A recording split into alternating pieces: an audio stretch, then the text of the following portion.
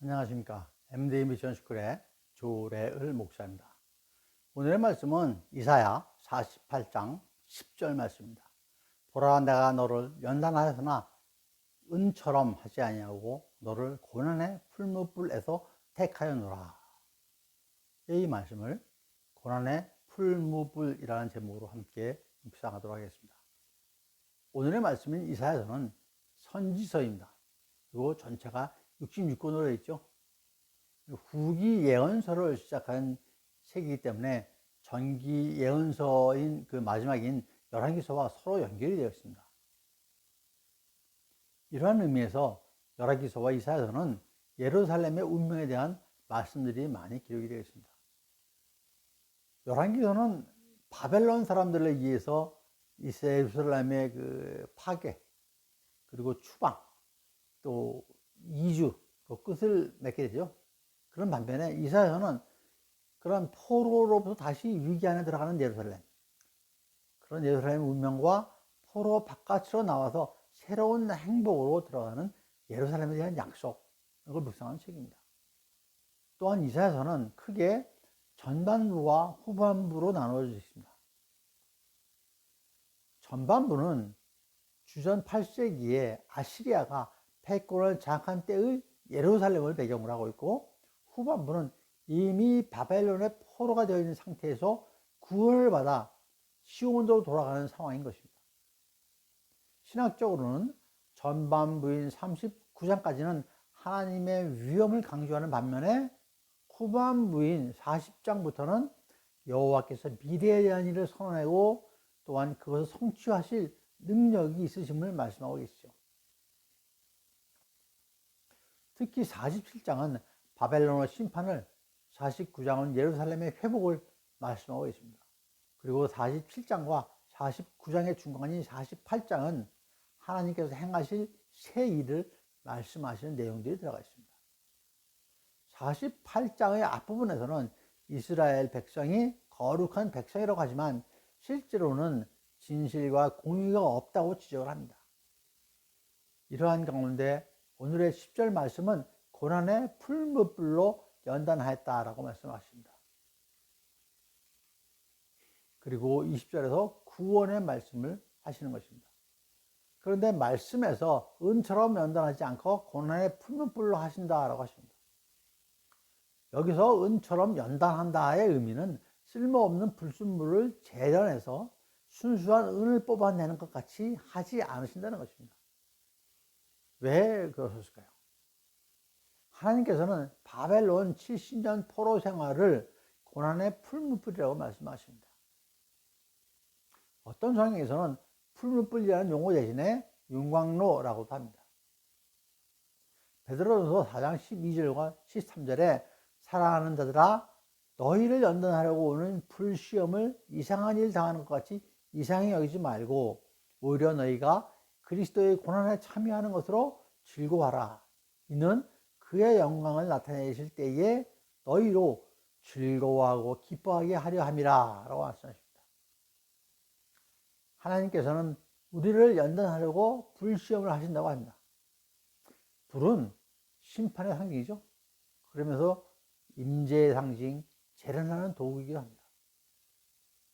하나님께서는 죄악으로 가득 찬 소돔과 고모라를 멸하실 때에 뭘 사용했죠? 유황과 불을 사용하셨습니다. 불은 하나님의 속성 가운데 하나인데 말씀을 예표하기도 하고 성령을 예표하기도 합니다. 주님은 친히 자신의 말씀을 뭐라고 하시냐면 불같은 말씀이라고 하십니다. 불로 연단하는 그리스도인의 고난에 참여하는 것을 즐거워하라고 하십니다. 우리에게 있는 고난은 그냥 고통스러운 것이 아니기 때문이죠. 고난은 연단인 것입니다. 그리스도의 고난인 것입니다. 군대에 가면 많은 훈련을 받게 되죠. 왜 그럽니까? 더 강한 사람을, 그리고 전쟁터에 나가서 승리하는 군인을 만들어내기 위해서죠. 그리스도인의 연단도 마찬가지입니다. 연단으로 더욱 강한 믿음의 용사, 믿음의 그리스도인을 만들어내기 위해서. 그래서 이는 그리스도를 쫓는 성도들이 받는 고난을 의미합니다. 그러면 오늘의 말씀인 풀무불의 고난과 은을 재련하는 것과 같은 고난은 대체 무슨 차이가 있을까요? 이것을 한 세 가지 정도로 나눠서 말씀을 나누도록 하겠습니다. 먼저 우리의 고난에 함께 하시는 하나님이십니다. 은을 재련하는 것과 같은 고난은 불순물이 많은 물질을 윤곽로의 불 속에 수차례 넣었다 뺐다 하면서 불순물을 제거하죠. 그렇듯이 거르고 거르는 단계를 거치게 됩니다. 그리고 나서야 비로소 순수한 은을 얻게 되는 것이죠. 반면에 고난의 풀무불은 어떤 의미가 있을까요? 이를 위해서는 우리가 다니엘서를 한번 보도록 하겠습니다. 다니엘서 3장에 다니엘의 친구인 사드락, 메삭, 아벳느고를 결박해서 극렬히 타는 풀무불에 던졌는데 그 25절에 왕이 또 말하여 이르되 내가 보니 결박되지 아니한 네 사람이 불 가운데로 다니는데 상하지도 아니하였고 그 넷째의 모양은 신들의 아들과 같도다 라는 기록이 있습니다. 즉 고난 중에 함께 하시는 여호와 하나님이신 것을 우리가 알 수가 있습니다. 결박해서 불 속에 집어넣는데 결박되지 않은 상태가 있었던 것이죠. 그리고 세 사람만 있는 것이 아니라 또 한 사람 더 있었다는 것이죠. 고난 중에 함께하는 하나님이십니다. 이는 어떤 고난 속에서도 믿음을 지키는 사람들을 하나님께서 보호하시고 함께 하신다는 것이죠. 즉 오늘의 말씀에서 하나님께서 포로 생활하는 이스라엘 백성들에게 고난에 대하여 은과 같은 재련이 아니라 풀무불을 말씀하시는 이유를 짐작할 수가 있을 것입니다. 바벨론 포로 생활 70년 동안 하나님께서 그들과 함께 하셨던 것입니다. 그들의 고난의 시간에도 하나님께서는 함께 하셨던 것이죠. 다른 관점에서 말씀드리면 고난을 믿음으로 받아들이면 하나님께서 택한 믿음의 백성들의 고난에는 항상 하나님께서 함께 하신다는 것을 우리가 알 수가 있습니다. 즉 고난을 힘들고 고통스러운 것을 볼 것이 아니라 하나님께서 주시는 시련의 선물로 받으면 그 고난은 더 이상 고난이 아닌 것이죠. 물론 연단의 과정도 내 힘과 내 능력으로 이겨낼 수는 없습니다. 하나님께서 함께 하셔야만 우리는 연단의 과정을 잘 통과할 수 있습니다. 오늘 말씀에서 은과 같은 연단이 아닌 풀무불을 말씀하신 것은 고난 중에 하나님께서 함께 하신다는 것에 더욱 방점을 두고 있는 것이죠. 바벨론 포로 70년 동안 하나님께서는 이스라엘 백성이 고난당하는 동안에도 함께 하셨다는 것을 강조하고 계시는 것입니다. 그렇습니다. 하나님께서 우리에게 고난을 허락하실 때에는 분명한 이유가 있을 것이고 또한 그 고난 중에도 함께 하신다는 것입니다. 이러한 고난을 딛고 일어나서 세계적인 사람 3명을 꼽으라면 여러분은 어떤 분들이 기억이 납니까? 오프라 윈플리, J.K. 롤링, 그리고 정상적인 팔, 다리 없이 태어난 닉 부이치치를 꼽을 수가 있을 것입니다. 다 유명한 분들께 잘 알고 계실 것입니다. 물론 이외에도 스티브 호킹이라든지 헬렌 켈러, 그리고 우리나라의 대표적인 인물인 누구죠? 이지선 씨도 있을 것입니다. 오늘은 그 외국 사람이 아닌 우리나라 사람인 이지선 씨 잠깐 말씀을 나누도록 하겠습니다. 지금은 유아여자대학교 교수이신 이지선 씨는 23 한창 그 젊은 나이에 교통사고로 전신에 화상을 입고 30번이 넘는 수술을 합니다. 그 수술을 다 견뎌내고 23년 만에 모교인 이화여자대학교로 돌아와서 사회복지학과 교수로 강단했습니다. 이지선 씨는 꿈을 향해 한 걸음씩 나아가는 이야기를 담아낸 그 자신의 그 자서전적 에세이에서 지선아 사랑해를 출간해서 많은 화제를 모았죠. 이 교수는 지난 2000년 학교 도서관에서 공부를 마치고 오빠의 차를 타고 귀가하던 중에 음주운전사가 낸 7중 추돌 사고로 전신의 그 55%의 그 3도 중상을 입게 됩니다. 당시 이 교수는 유화여대 4학년의 재학중이었다고 합니다. 이제 대학도 졸업하고 자신의 미래를 향해 나아갈 준비를 마쳐가는 즈음에 예기치 못한 사고로 이 교수는 7개월 동안 입원을 해서 30번이 넘는 대수술과 장기간의 재활 치료를 받아야 했고, 이 과정에서 이 교수는 엄지손가락을 제외한 8개의 손가락을 한마디씩 절단하는 상급 장애 진단을 받습니다. 그러나 이 교수는 이에 좌절하지 않고 나아갔던 것이죠. 이 교수께서는 한 방송 프로그램에 출연해서 이렇게 말씀을 합니다. 사고를 당한 것이 아니라 만난 것이라고 합니다. 가해자를 원망하는 대신에 오히려 종합보험에라도 들어 놓아서 다행이다 라고 생각했다고 하십니다. 왜 나일까라고 원망하는 대신에 하루에 한 번씩 감사할 것을 찾으며 고통을 이겨내고 버텼다고 합니다. 이 얼마나 초인적인 긍정적인 생각입니까?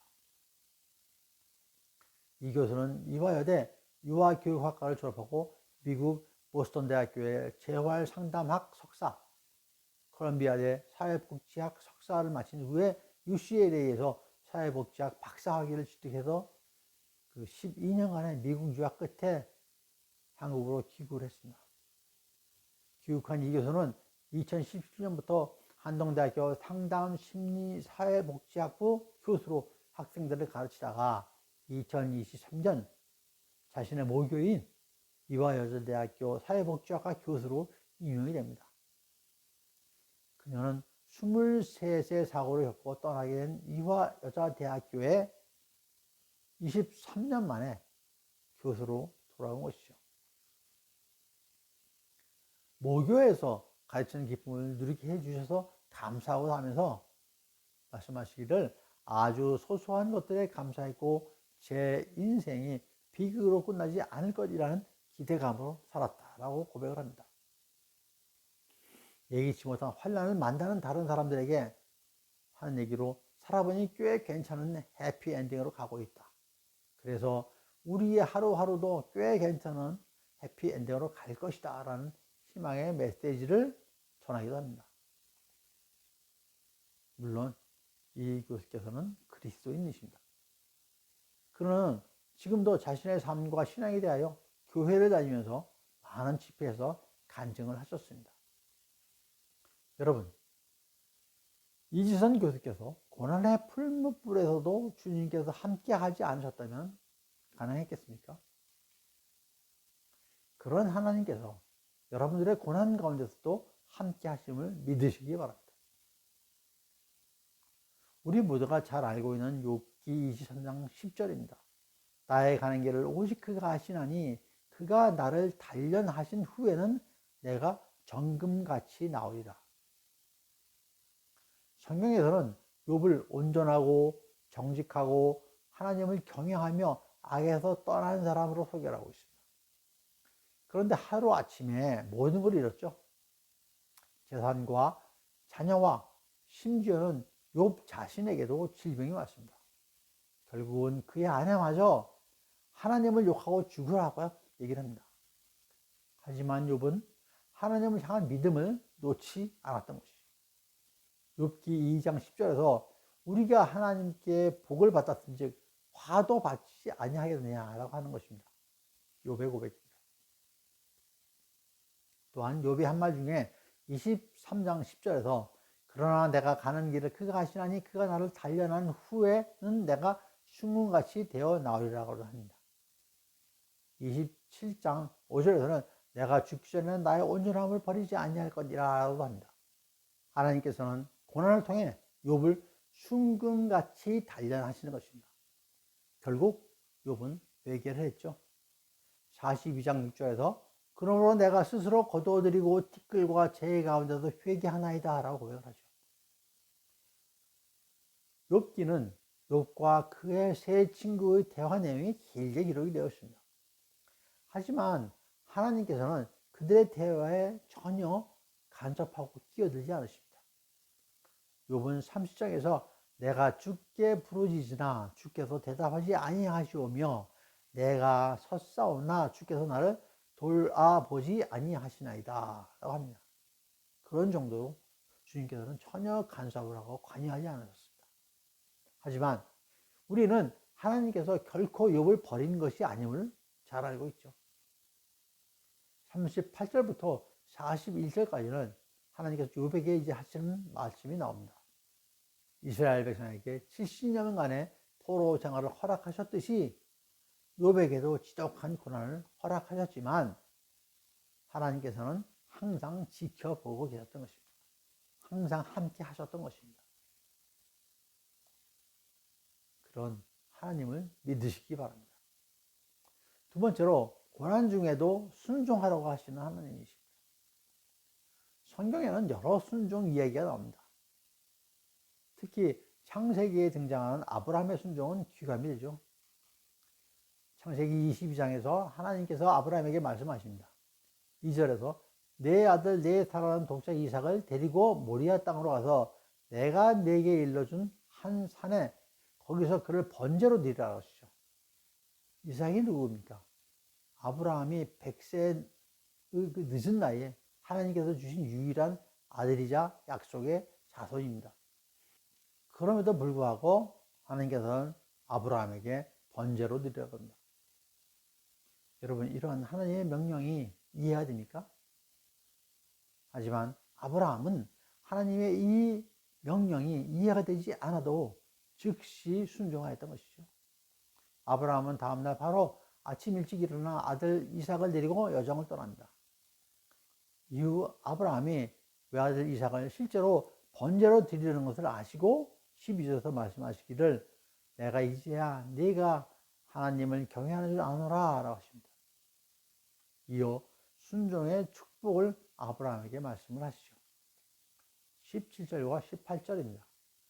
내가 내게 큰 복을 주고 내 씨가 크게 번성하여 하늘의 별과 같고 바다의 모래와 같게 하리니 내 씨가 그 대적의 성문을 차지하리라. 또 내 씨로 말미암아 천하 만민이 복을 받으리니 이는 내가 나의 말을 준행하였음이니라 하셨다 하니라.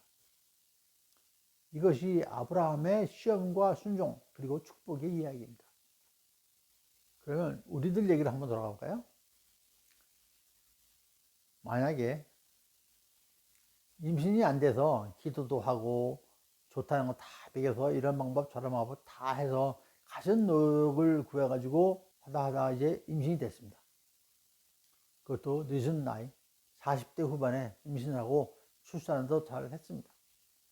그래서 감사함으로 애지중지 키워서 초등학교에 다니고 있는데 어느 날 갑자기 하나님께서 자녀를 홀로 해외에 있는 신학교 보내라고 하시면 어떻게 하시겠습니까? 아브라함의 이야기는 성경 이야기니까 뭐 그냥 넘어가시면서 내 얘기는 어떻습니까? 하나님께서는 순종의 축복에 대하여 미리 말씀하지 않으셨습니다. 만약 순종의 축복을 여러분께 미리 말씀해 주신다면 순종하시겠습니까? 이삭처럼 번제로 드리라는 것도 아니고 신학교에 보내라라는 것인데 물론 외국으로 혼자 보낸다는 게 뭐 쉬운 일은 아니죠. 그렇다고 순종이 아브라함과 같은 복으로 이어지는 것만은 아닙니다. 순교의 축복도 있습니다.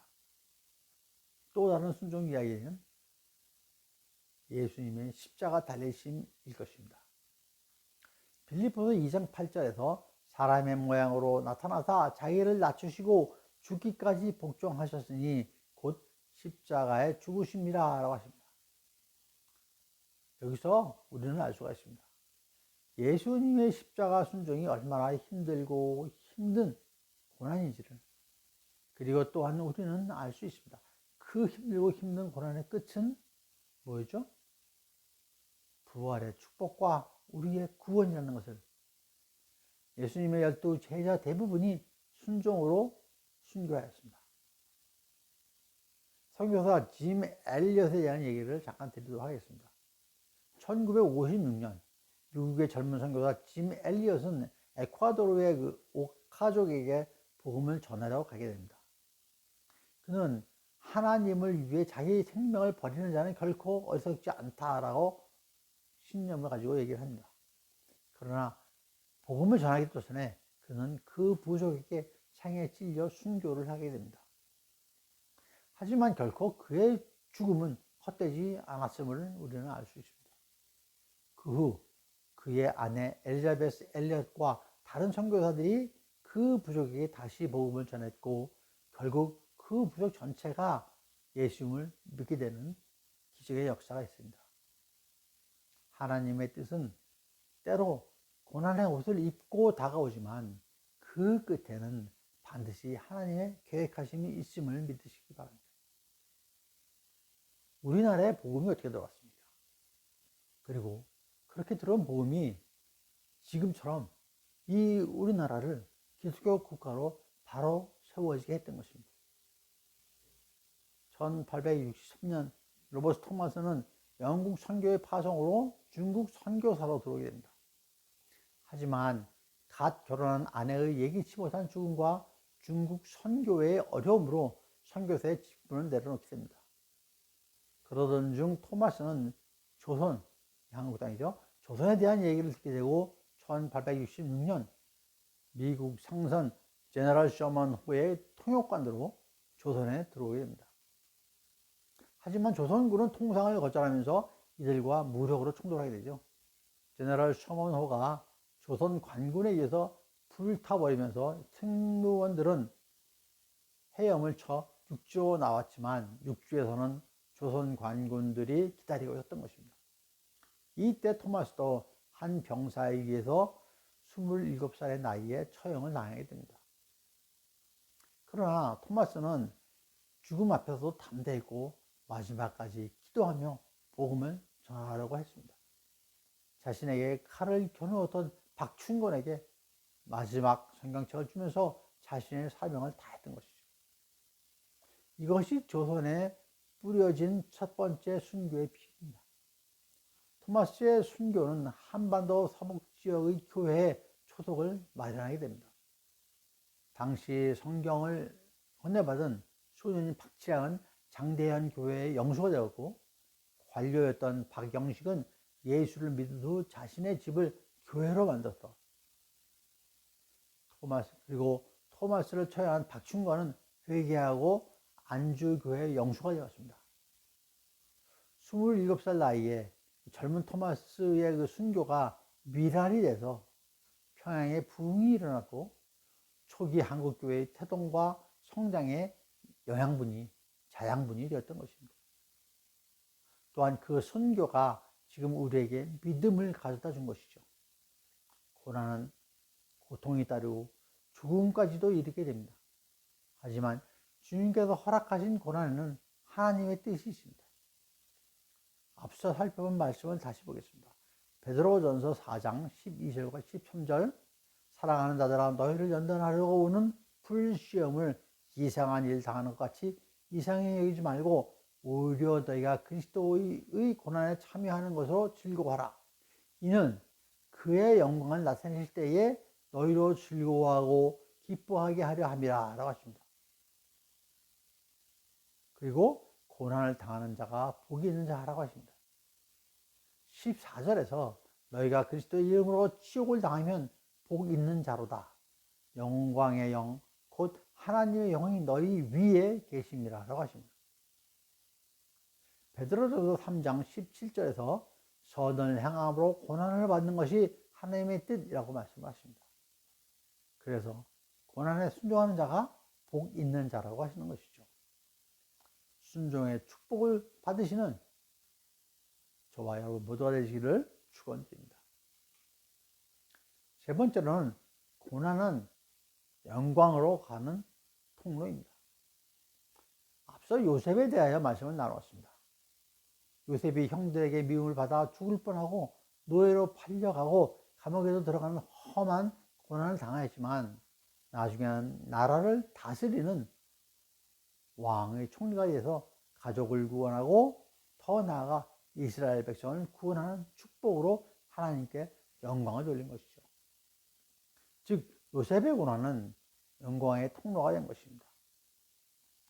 너무나도 잘 알고 계신 말씀으로 로마서 8장 18절에 생각하건대 현재의 고난은 장차 우리에게 나타날 영광과 비교할 수 없도다라고 말씀하십니다.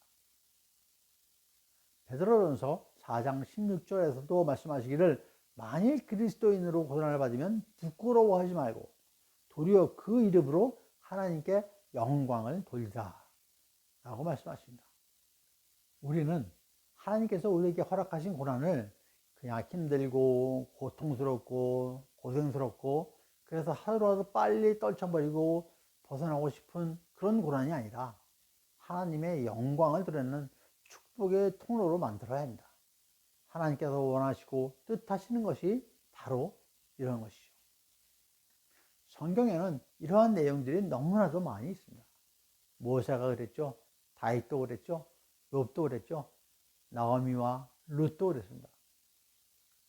구약의 인물들뿐만 아니라 신약의 인물도 우리는 생각해 볼 수가 있습니다. 신약에서 예수님의 제자 중에 가룟 유다를 제외하고 11제자 그리고 사도 바울 그들은 복음 전파를 하면서 이루 말할 수 없는 고난을 많이 받았습니다. 그리고 순교의 자리로 나아가는 그런 구원의 축복의 통로가 된 것입니다. 먼저 히브리 기자는 4장 8절과 9절에서 그가 아들이시면서도 받으신 고난으로 순종함을 배워서 온전하게 되셨은즉 자기에게 순종하는 모든 자에게 영원한 구원의 근원이 되시고 라는 말씀하십니다. 또한 고린도 후서 4장 17절과 18절 말씀에 우리가 잠시 받는 환난에 경한 것이 지극히 크고 영원한 영광에 중한 것을 우리에게 이루게 함이니 우리가 주목하는 것은 보이는 것이 아니요 보이지 않는 것이니 보이는 것은 잠깐이요 보이지 않는 것은 영원함이라 것입니다. 그리고 요한복음 11장 4절에서 예수님께서 들으시되 가라사대 이 병은 죽을 병이 아니라 하나님의 영광을 위하며 하나님의 아들로 이를 인하여 영광을 얻게 하려 함이라 하시더라 라는 기록이 있습니다. 이 말씀은 예수님의 친구인 나사로의 죽음이 하나님의 영광을 위한 것이라고 하시는 것입니다. 성경에서는 예수님의 십자가 죽으심에 앞서 친구인 나사로의 죽음과 부활을 통하여 많은 사람들에게 예수님의 부활에 대하여 예표로 실제로 보여주시는 것입니다.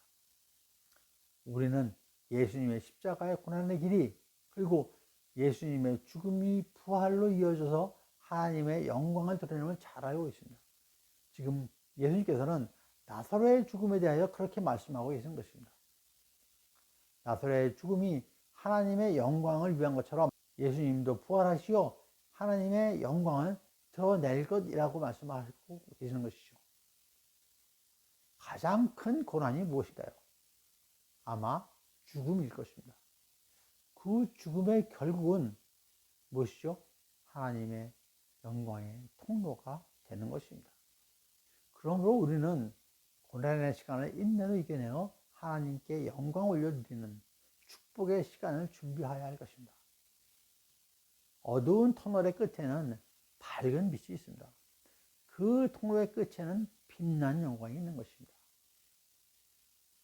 오늘 말씀을 정리를 하도록 하겠습니다. 주님의 말씀을 전할 많은 분들이 고난과 관련된 설교를 많이 하고 또 여러분들도 저도 고난에 대한 설교를 많이 듣고 있습니다. 고난의 축복이죠.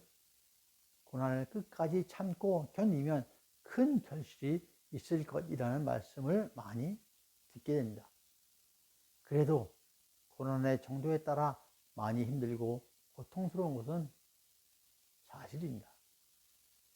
로마서 5장 말씀인 환난 중에서 즐거워하라.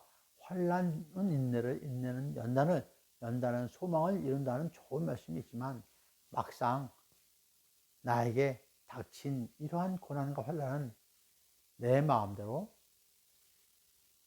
이겨내기가 쉽지가 않습니다. 내 마음으로, 내 힘으로 이겨낼 수가 없던 것이죠. 사탄은 계속 이렇게 얘기합니다. 이제 포기해라.